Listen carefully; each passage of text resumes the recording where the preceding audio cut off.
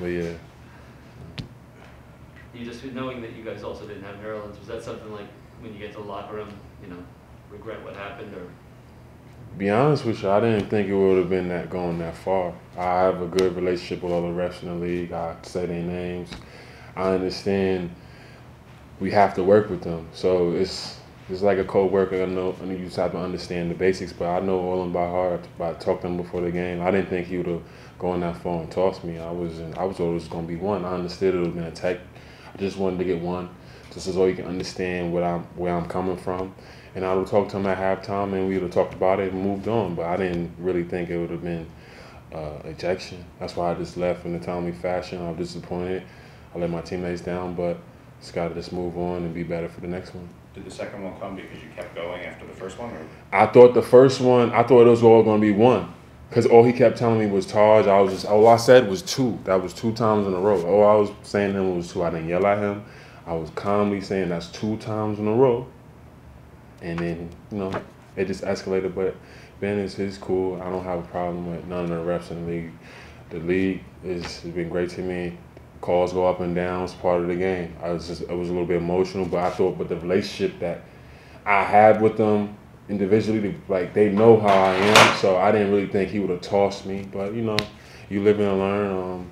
Hopefully I get my fine money back. Just got to move forward and learn from it. Earlier in the week, Tom and Julius both had expressed frustration with the officiating in the Nets game. Is this kind of a thing where you guys have been consistently frustrated with the way your games have been officiated?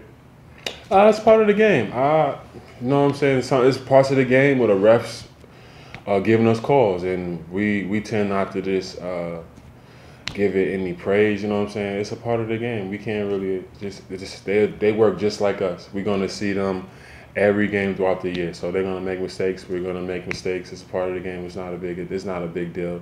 I think it was just emotions after 2 tough, hard-fought games. That's all it is emotions. We're all human.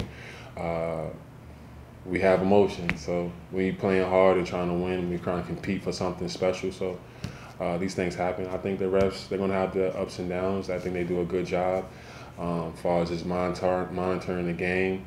It may not go your night some nights, but that's the part of the NBA. Nothing's really going to really change. You just have to just continue to play hard and then have a real dialect with them every game and just go so off and so forth. Is it hard, just 20-something games into the season, that it seems like the game's been called differently this year? Is it hard to know what the lines are, what's a foul, what's not a foul right now? Well, I think they've been doing a good job for us, letting us compete. I like the fact that they're letting guys compete. I really didn't have any problem with the way they're officiating, because we know that's how the game is. Their job is extremely difficult, extremely hard. They're going against different types of crowds, dealing with Tibbs on a daily basis. So, you know what I'm saying? I appreciate them for when they do, because sometimes they give you a good call when you don't deserve it. So it goes hand in hand. Taj, I'm curious to get your perspective just as a vet, and you've seen a lot in the league. Mm-hmm. But the last 4 days since Kemba left the starting lineup, Mm-hmm. how have you seen him? What's his demeanor been like? What's he been like?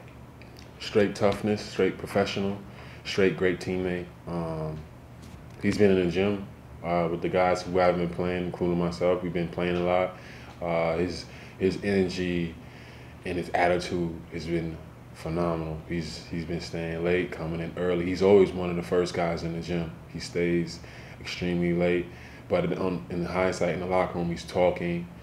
Even on the sideline, he's talking. Even in film, he's talking and giving us critique. So he's been great. He's been a phenomenal teammate the whole time. Is that important? With we can see him on the court. He's running out to greet guys, at times and stuff. Is that important when with the guy that Kemba is, his reputation? Mm-hmm. It could make guys think something when he's benched. Is it important that he took it the way he did? I know Kemba half my whole life, so I know the character of person he is. He's already a great basketball player, but outside of the game of basketball, he's a A1 person. He's a special person outside of basketball. So for him to just do that, it just speaks volumes of how he is. Knowing how I've been around Tibbs a long time, his number will be hopefully called again, and when it does, he'll be ready. But right now, even as I'm talking to you right now, he's in the gym working out right now. He's doing one-on-one pull-up drills as we speak right now. Do you talk to him? I mean, obviously, he's been around the league almost as long as you, but you've talked about being ready for whatever your role is. Do you talk to him about that, stay ready, you can come back? Well, when you've been around the league a long time, we really don't have to say much. Mostly you just try to just talk to guys about regular everyday life stuff, how they feeling, what's going on with their mental. The basketball is just a part of everything what we do every day, but it's mostly the mental part. You're home, you're dealing with your family, you're dealing with everybody on your block, everybody that constantly see you. So that's the aspect you're mostly dealing with. The basketball part is just, it comes with it. You just have to have your mind ready, because New York City is New York. You know what I'm saying? We born and raised here, so we know what comes with playing here.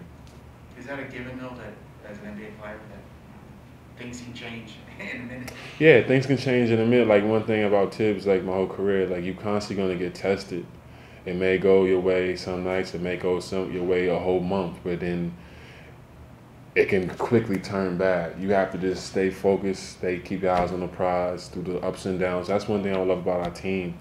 Even when things go bad, even when it's not looking right, everybody in the team is in the huddle. Everybody's texting one another. Everybody's checking on everybody. Everybody has a strong belief like we can do the right thing. So it's just a count from top to bottom that we got a good group of guys, good group of teammates that really believe in each other and trying to do the right thing. And there's always a next man up mentality. You see how we play. You played so many different roles for Tibbs. When you're moving from starting, bench, whatever, does he communicate that with you, or you just show up and you find out when it's... To be honest, he doesn't even have to say much to me.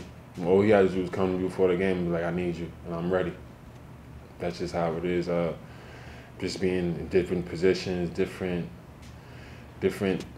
paces of the game, different practices, different everything. Every year is always going to be something different. You're going to be challenged, but with him and the coaching staff, they don't really have to say much to me. I'm always going to be ready. I'm ready for practice, but I love practice first. That's probably one of the main things, but I'm always ready. He doesn't even have to say much to me. You mentioned the relationship you guys have as a team, togetherness. I don't know if you in the locker room got to see on TV what happened with Julius and Evan. I love it. I love it. You like that? I love it because when you got things like that going on and guys are talking, that is, especially in a generation where now everything is text message, guys don't really know how to hang out, talk, and conversate and know what's going on in the game.